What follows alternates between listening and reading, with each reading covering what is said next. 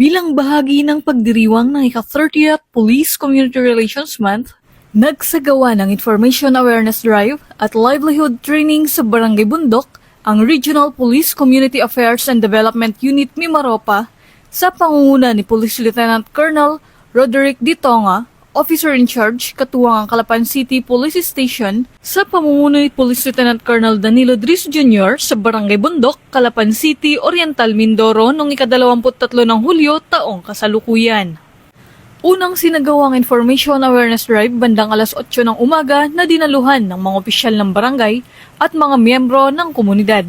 Tinalakay sa lecture ang mahalagang batas at programang pambansa tulad ng Republic Act 11313 o ang Safe Spaces Act o Anti-Bastos Law, Republic Act 9262, Anti-Violence Against Women and Their Children, Republic Act 9165, Comprehensive Dangerous Drugs Act of 2002, at Executive Order No. 70, Whole of Nation Approach to End Local Communist Armed Conflict o NTF-ELCAC.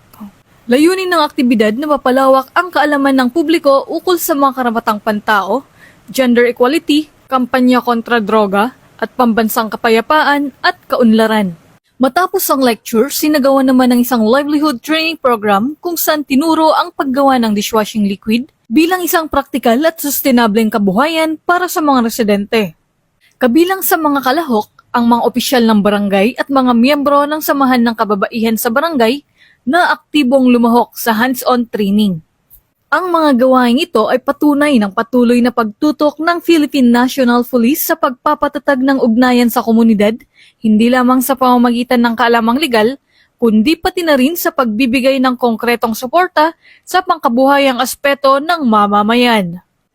Nagpapatuloy ang RP Kadumi Maropa at Calapan CPS sa kanilang advokasiyang paigtingin ang tiwala at pagkakaisa ng publiko sa pamamagitan ng mga makabuluhang aktibidad na nagbibigay ng kaalaman at kabuhayan tungo sa mas ligtas at mas maunlad na pamayanan. Mula dito sa Calapan City, Oriental, Mindoro, ako ang inyong PNN correspondent, Patrolwoman Desiree Padilla, alagad ng batas, tagataguyod ng Balitang Pulis.